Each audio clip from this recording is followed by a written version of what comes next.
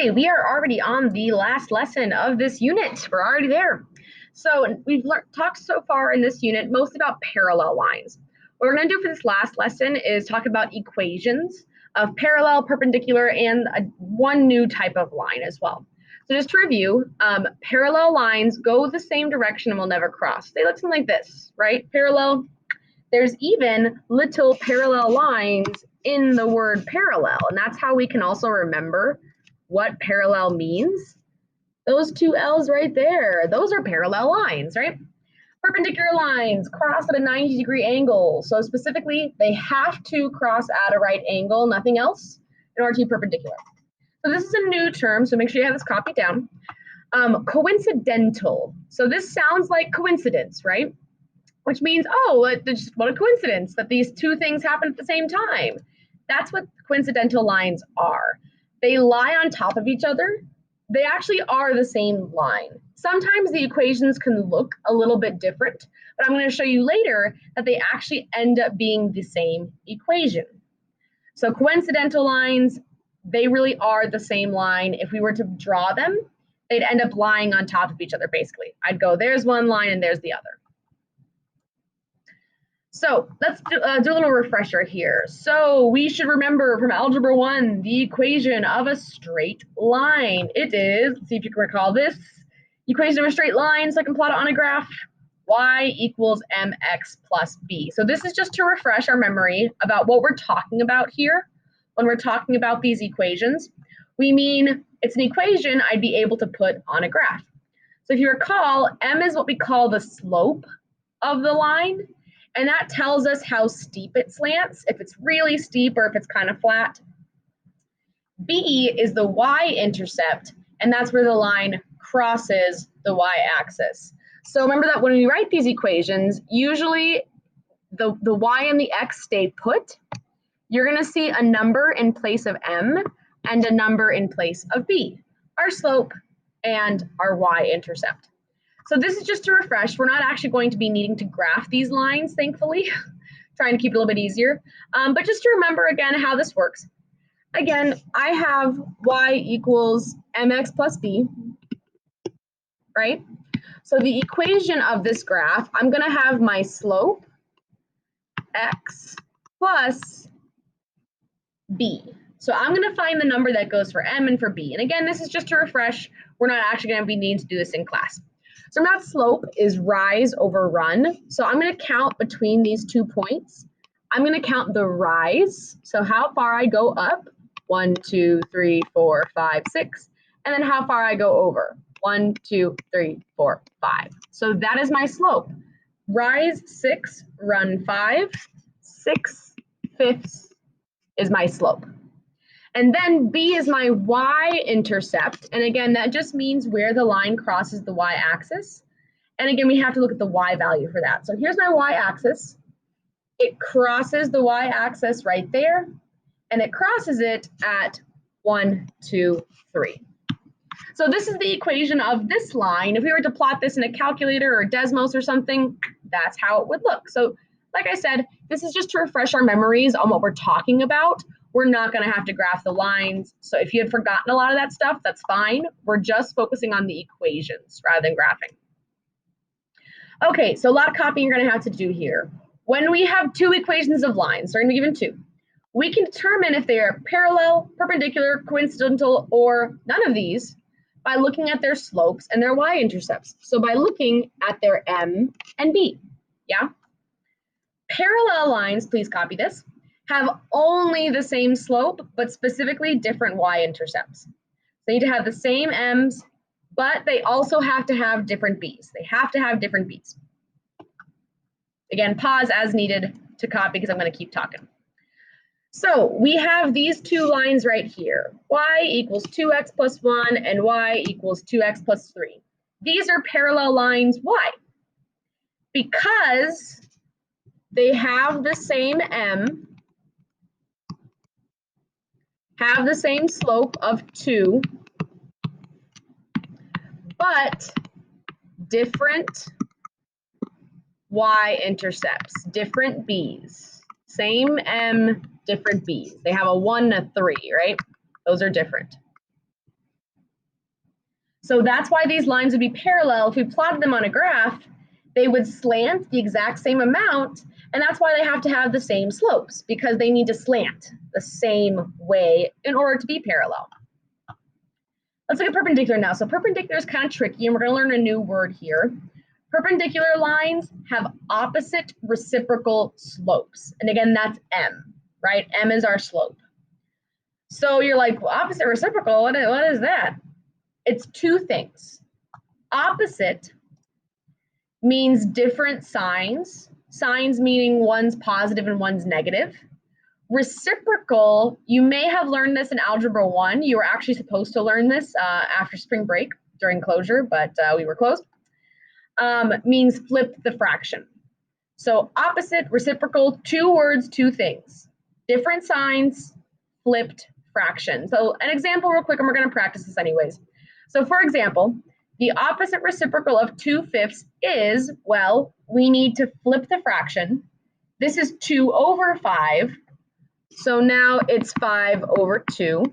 That's flipping the fraction. And then, because this is a positive, the opposite would be a negative. So the opposite reciprocal of 2/5 is -5/2. Flipped fraction, different signs. We're going to practice that more in a bit. Just copy it down for now. So keeping this going, we got some more vocab here. Coincidental lines have the exact same slope and the same y-intercept. They have the same M and the same B. And again, that's because if we were to graph them, they would end up being the exact same line. They'd fall right on top of each other. Same M and same B.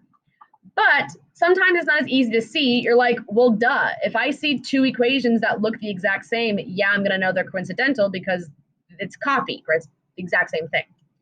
However, these two equations are actually coincidental. We have a slope of 1/2, a slope of 2/4, a y-intercept of +2, and a y-intercept of +2. So to start with, we see they have the same B for sure, 2 and 2, right? So this is good. But 1/2 and 2/4 are actually the same fraction, right? 1/2 and 2/4 both really are 1/2. So again, 2/4, we call it reduces to 1/2. So they really do have the same slope. So you want to keep an eye out for that. If your fractions can be reduced so that they are the same fraction, they will be coincidental. Of course, as long as the y-intercept is the same as well. Last one to copy down here, our answer for the relationship between the two equations is none of these if none of these apply. So if you're kind of checking off your list and you're like, well, they're not parallel because their slopes aren't the same, but they're not perpendicular either because they don't have opposite reciprocal slopes, and they're not coincidental, we would say, then none of these. We can have two lines that aren't special. They could cross maybe like this, and that's not perpendicular, and it's not parallel, and it's not coincidental. We'd say none of these. Okay, so a little bit of practice here with opposite reciprocal slopes. So remember, opposite reciprocal slopes mean opposite signs, flip the fraction. So recall, because we just wrote this down, we have opposite reciprocal slopes in what kind of line? Perpendicular lines have opposite reciprocal slopes. So we're just going to practice writing the opposite reciprocal. So this is 3/4. Now again, I know I wrote it this way, but that's what it means if it's easier for you to look at it like the numbers on top of each other. 3/4.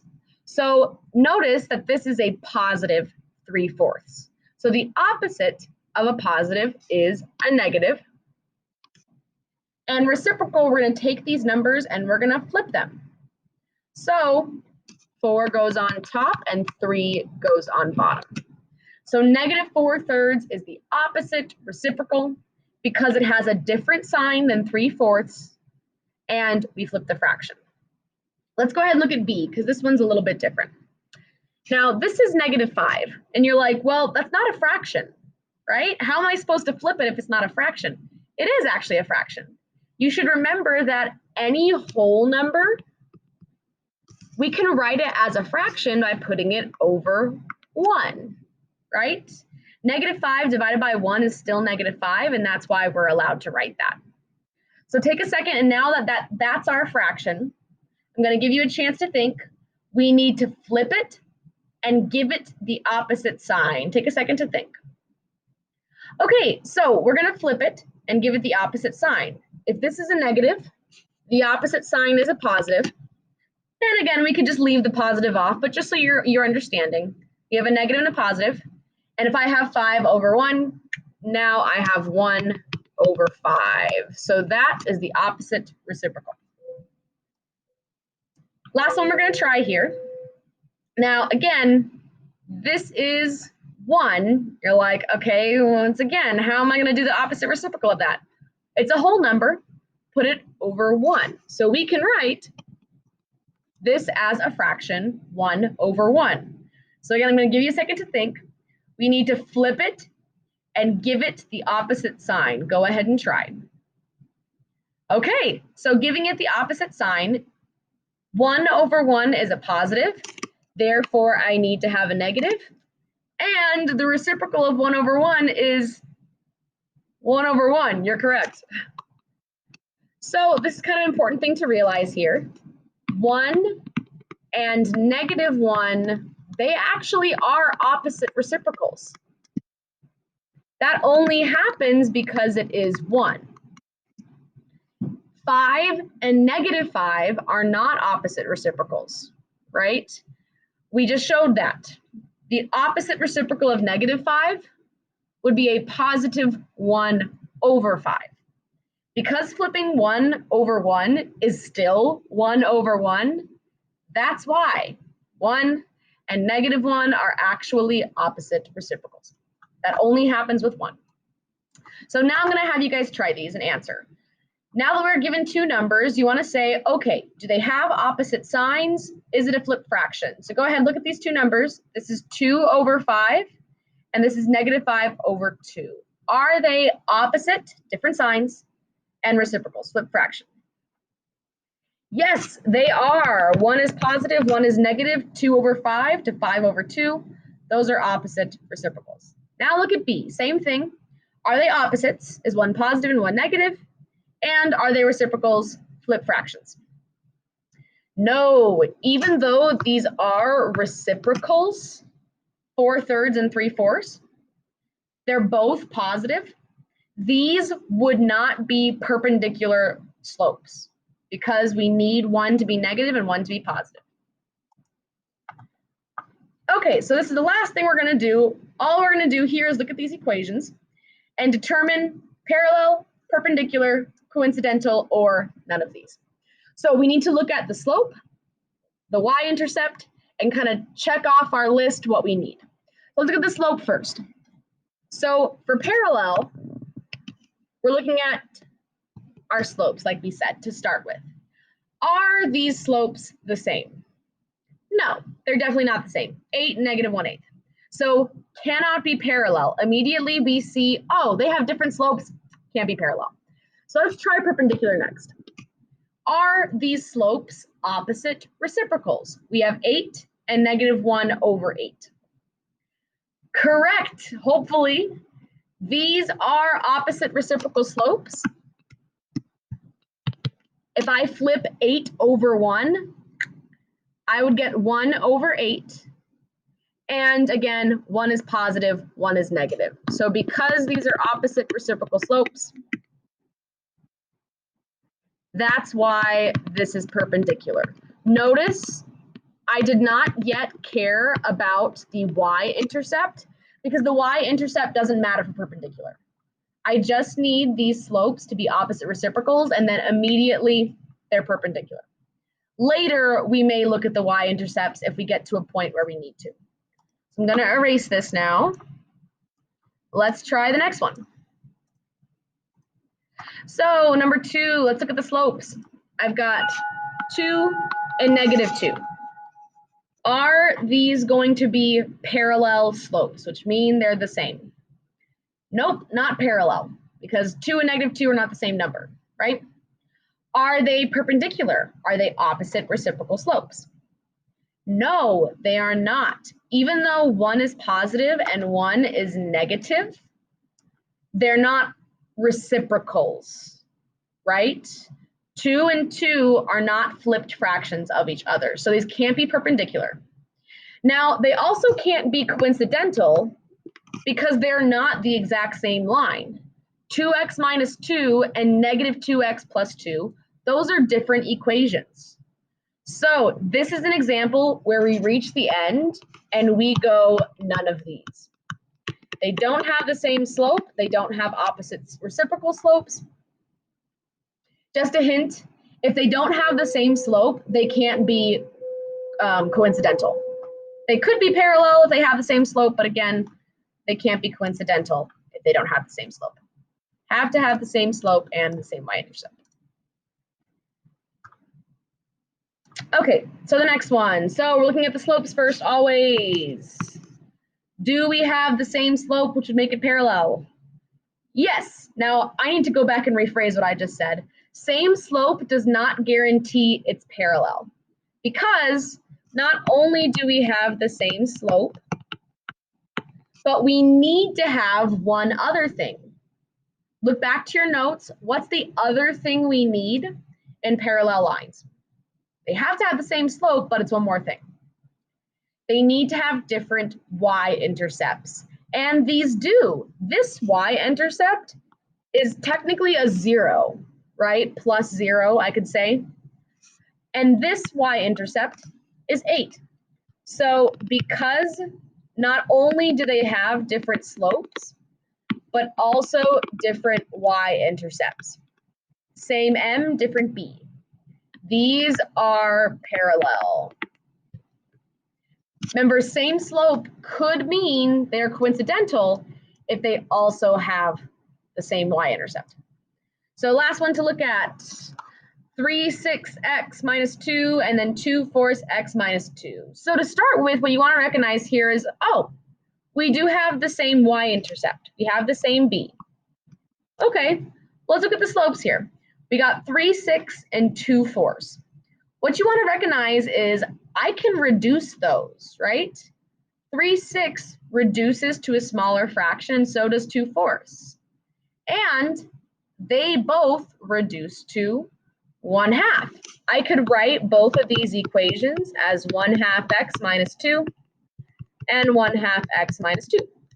3, 6 and 2 fourths both reduce to 1/2. So same m, same b. Same slope, same y-intercept. This causes it to be what? Coincidental. It's a coincidence that everything is the exact same. So we're going to try some harder ones in class, but this just gives you an idea. We're going to keep practicing this to make sure we got this really quick. If you understand this, you can go, oh, that's parallel. Oh, that's perpendicular. Yeah, it goes a lot faster once you get some more practice.